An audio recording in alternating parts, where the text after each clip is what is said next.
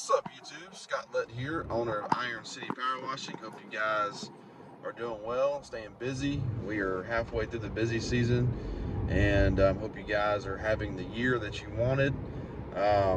It's a good industry, guys, and I'm glad that if you've entered it, if you hopped in, that I'm glad you've joined us, and I hope this channel has been of some help and some sort of way to you.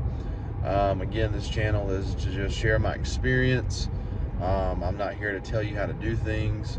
But if you ask, I will give an opinion based on my experience, okay? Everything I tell you guys is based on my experience. It's not based on things I hear from other people. It's not based on a course. It's not based on another coach. It's not based on any outside source, okay? I have done my research over the years. I've done my digging. I do have a mentor. But from the most part, guys, everything you see here is experience-based, trial and error. I started with a 2.3 gallon per minute machine and some just very generic business cards with yard signs, okay? Now we're a very established company in our area, doing very well for ourselves, and the Lord has blessed our company beyond anything that I ever thought it would be. I feel like we're maybe a year or two ahead of the growth I kind of anticipated, so which is crazy. We've made a hire here recently, and things are going well. So, but what I'm going to talk about today is a couple different things. I've got about an 8-hour drive, so now I've been on the road for about an hour. And first, before we get started, is I want you guys, if you can, if you remember, just to pray for my daughter. I'm actually headed to Tulsa right now to she's gonna have surgery, get her tonsils taken out, and her adenoids, and get tubes in her ears. It's a pretty common procedure, but as you know, going under anesthesia is always a risk, and obviously as a parent there is a concern there. So if you could just pray for just peace over myself and my wife, I would appreciate it, and mainly just for the safety of my daughter. Her name is Lauren.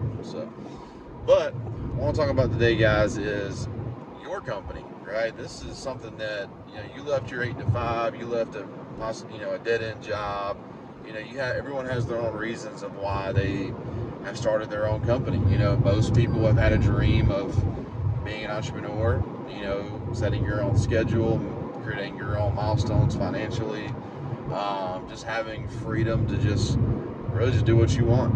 As long as your customers are happy, your book of business is growing, you're profitable, you're able to take care of your family. Those are all the ultimate goals.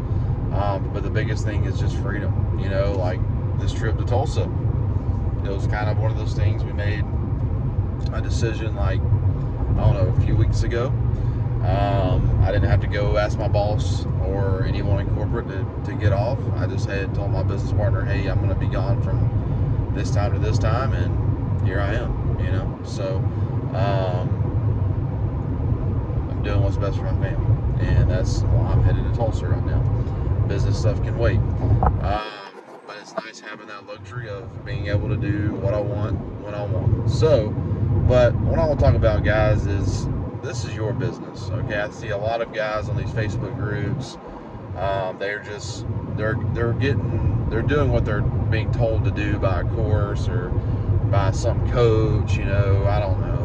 Look, I understand. You need to get some guidance and some wisdom and someone else's experience, but I just see too many companies looking the exact same, doing the exact same things. I see these Facebook ads that are structured the exact same way. It's just like everyone's the same. And that's not going to differentiate you from your competition to make your company. I guess you're not going to stand out. You're just going to look like everyone else, okay? Because everyone in Birmingham is running Facebook ads. We don't do it. It's a waste of money, in my opinion. But I'm not telling you not to run Facebook ads. I just know what my competition is doing, and they all look the same. They're all doing the same things. I see all these rigs in town. They all look the exact same. We have done things and figured things out. I can't share what we've done on Facebook or YouTube because my competition they do watch my videos, which is fine. I mean, it doesn't bother me. But we have done things along the way that has helped brand us in a certain way. People see us in a certain perspective, and I know this because I've been told this. And we give our customers a certain experience that I'm sure some companies do, but not everyone. It's all about customer experience. We've done things and we do things along the way throughout the whole process for customers to really want to continue to work with us now and in the future. We make ourselves easy to remember. Okay, this is one thing I'm gonna mention. All right, this is one of the things. I go to this place called Eco Wash here in Birmingham to get our chemical. Every guy that shows up, they hop out and they're in some bleached out shirt, holes in their pants, holes in their shirt. They're not in uniform. Their shirt's not tucked in. They have no form of uniform, and they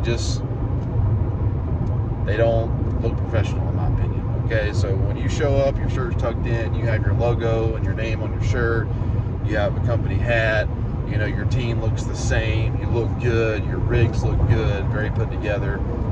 People are going to remember that. First impressions are everything. Like, if I've been working all day and I'm nasty, and I get a call to go give a really nice house a quote, a deluxe wash, I'm going to put on a different shirt probably. I'm going to rinse off my legs. I'm going to try to put myself together, look a little better.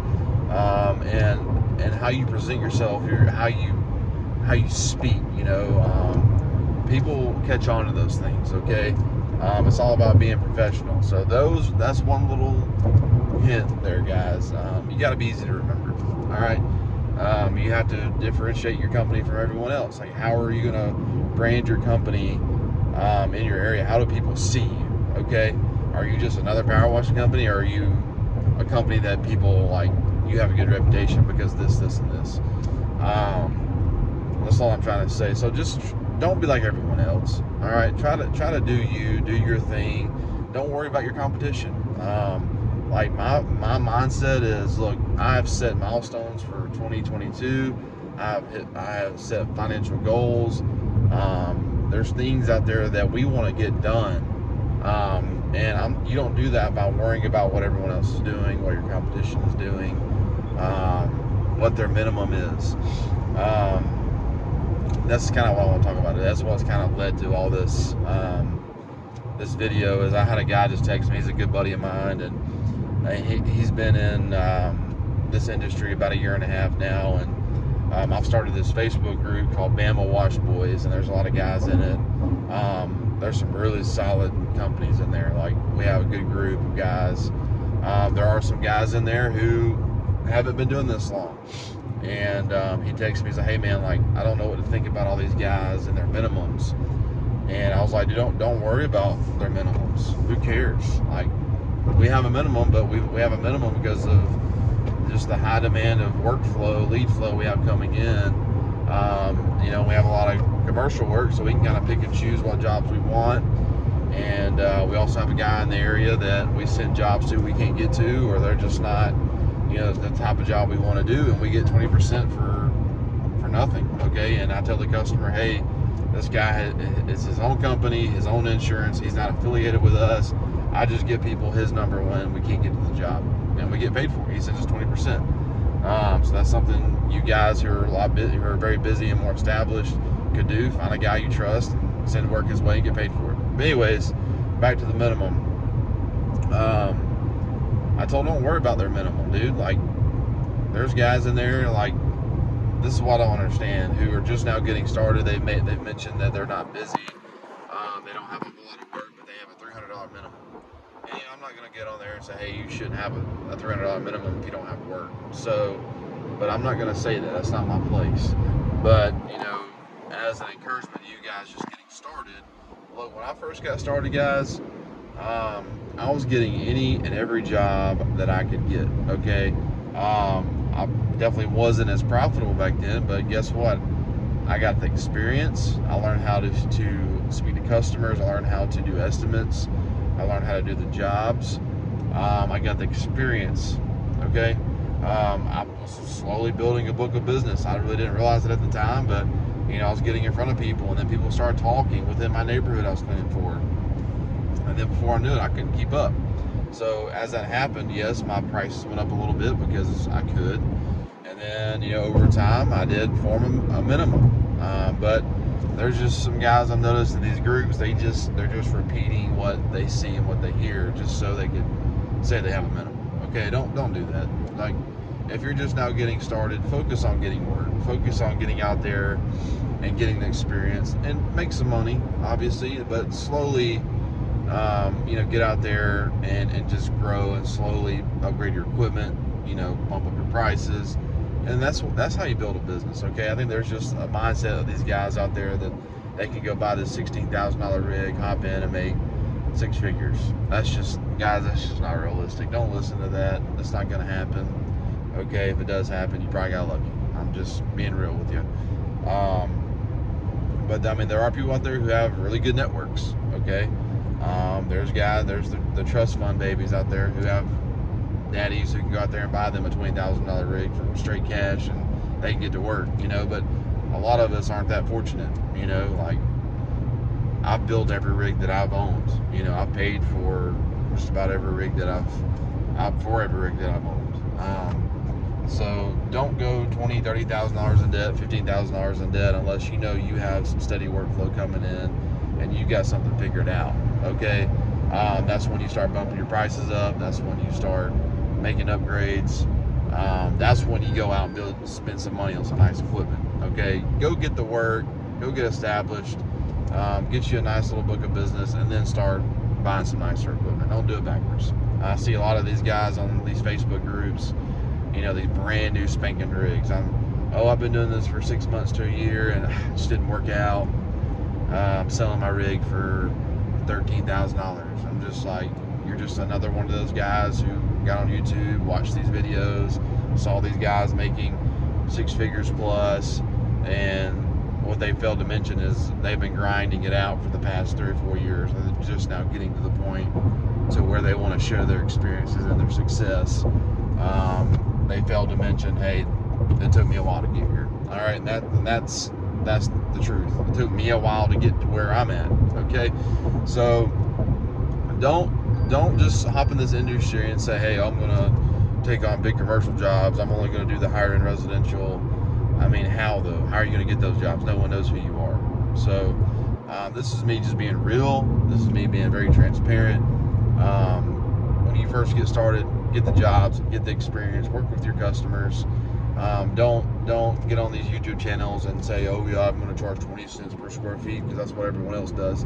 That's for you to figure out, man. Like, only you can figure out your prices and go out there and make the money you want to make to be profitable, be happy with it. Quit worrying about what everyone else says, okay? That's the only thing I am going to tell you to do, is don't quit worrying about what everyone else does. Do you. Go do what makes you happy. Set your prices. Work with your customers. And that's how you build a bigger business, okay? And figure out how to brand yourself. Figure out how to be different. And look, if you're just getting started, don't have a minimum. You don't have any work. You're not getting 4 or 5 calls a day. How can you have a minimum?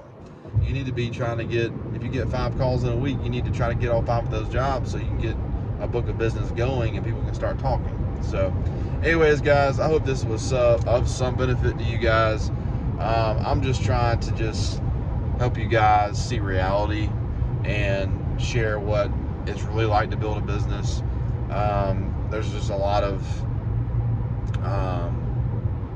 false promises, misinterpretations of what this industry is really like. It's hard.